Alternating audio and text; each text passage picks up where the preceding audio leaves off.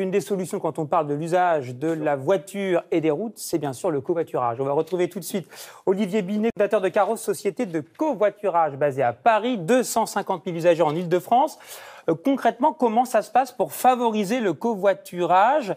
Vous avez des idées, notamment avec le Pass Navigo, qui ont été mis en place. Racontez-nous. Absolument. Bonjour à tous. Effectivement, on travaille avec la région Île-de-France et avec Île-de-France Mobilité en particulier sur cette vision que toutes ces voitures circulent en grande couronne. On l'a dit, la voiture est une forme de mal nécessaire, malheureusement, puisqu'on ne peut pas mettre du transport public partout.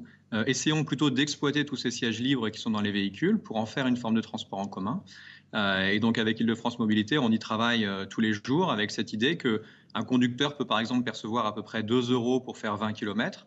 Mais que si on est porteur d'un forfait Navigo, eh bien, on ne paye rien du tout, un peu comme si on montait dans le bus, puisqu'on a déjà acquitté de ses frais de mobilité en début de mois.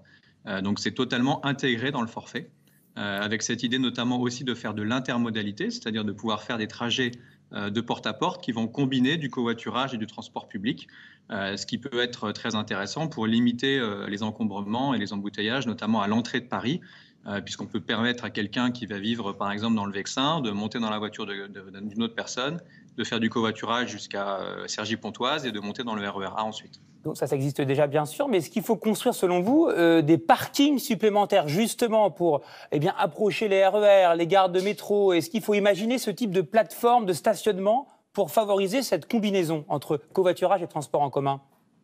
François Duruel l'a dit, on est dans l'ère de l'intermodalité. Donc l'objectif, c'est de pouvoir faire en sorte qu'une voiture qui circule quelque part, pas très loin d'une ligne de transport public, puisse faire du rabattement vers le transport public de manière efficace. Une des manières de pouvoir motiver ces conducteurs à faire du covoiturage, c'est notamment des places de parking réservées sur ces fameux parkings dits P+R qui permettent la correspondance avec le transport public.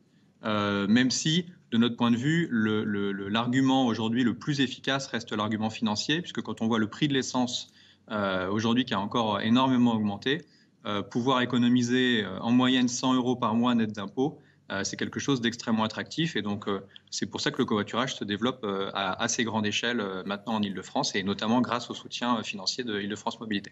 Merci Olivier Binet, donc cofondateur de Caros, société de covoiturage basée à Paris. Merci beaucoup. On rappelle, ça compte 250 000 usagers en Île-de-France.